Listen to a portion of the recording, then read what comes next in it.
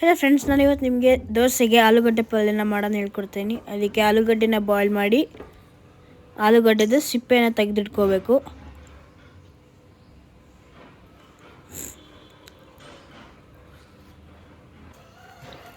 ಆಮೇಲೆ ಚೆನ್ನಾಗಿ ಸ್ಮ್ಯಾಶ್ ಮಾಡಿಕೊಂಡು ಸ್ವಲ್ಪ ಅರಿಶಿನದ ಪುಡಿ ಹಾಕ್ಕೊಂಡು ಮಿಕ್ಸ್ ಮಾಡ್ಕೋಬೇಕು.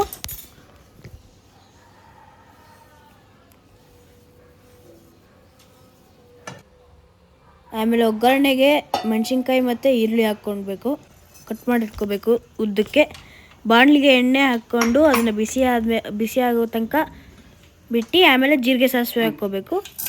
ಸ್ವಲ್ಪ ಹಿಂಗೆ ಹಾಕ್ಕೊಂಡು ಕಡಲೆಬೇಳೆ ಹಾಕ್ಕೊಳ್ಳಿ.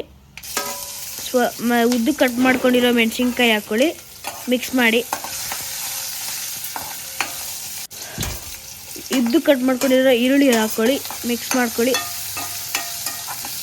ಈರುಳ್ಳಿ ಗೋಲ್ಡನ್ ಬ್ರೌನ್ ಆಗೋ ತನಕ ಮಿಕ್ಸ್ ಮಾಡಿಕೊಂಡು ಅದಕ್ಕೆ ಕಲಿಸ್ಕೊಂಡು ಇಟ್ಕೊಂಡಿರೋ ಆಲೂಗಡ್ಡೆ ಹಾಕ್ಕೊಂಡು ಆಮೇಲೆ ರುಚಿಗೆ ತಕ್ಕಷ್ಟು ಉಪ್ಪು ಹಾಕ್ಕೋಬೇಕು.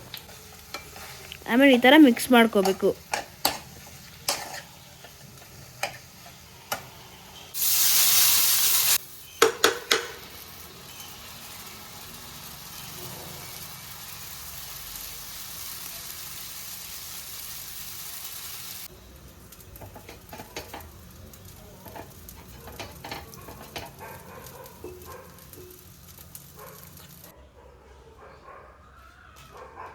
ಈ ಥರ ಮಾಡಿಕೊಂಡು ಸರ್ವ್ ಮಾಡ್ಕೋಬೇಕು ಪ್ಲೇಟಿಗೆ.